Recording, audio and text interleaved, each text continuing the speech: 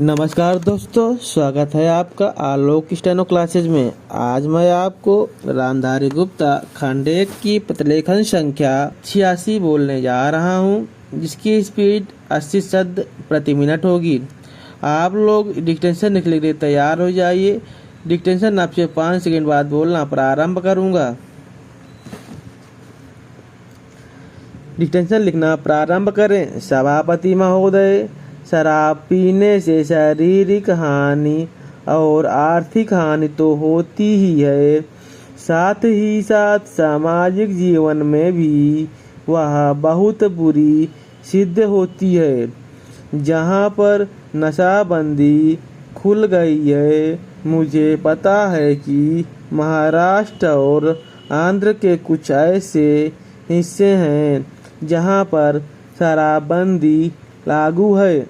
वहाँ पर दिन दिन अपराध बढ़ते जा रहे हैं। मान्यवर, इस अनुदान पर जब हम विचार कर रहे थे तो हमारे सामने परिस्थितियाँ हैं। नक्सलवादी, किसान विद्रोह, देश के अनेक भागों में अकाल की काली छाया और आंदोलनों की बढ़ती हुई लहर। मैं निश्चित रूप से कह सकता हूँ कि सरकार की अब तक की खाद्य नीति और कृषि नीति असफल सिद्ध हुई है। इसका मूल कारण क्या रहा है? कारण केवल एक रहा है कि क्रांतिकारी भूमि सुधार अब तक 55 वर्ष के अंदर भी नहीं किए जा सके, जबकि स्वतंत्रता प्राप्ति के 5 वर्ष में वे कर दिए जाने चाहिए थे। इसीलिए हम इस क्षेत्र में अब तक असफल सिद्ध हुए हैं। राष्ट्रीय स्वतंत्रता और संग्राम के जामने में सबसे आकर्षक नारा हिंदुस्तान के करोड़ों मानकों को किसानों को दिया गया था, यानी जमीन उनको दी जाए जिनके हाथ जमीन जोतते हैं। लेकिन वह राष्ट्रीय आदर्श आज भी चरितार्थ नहीं किया जा सका है।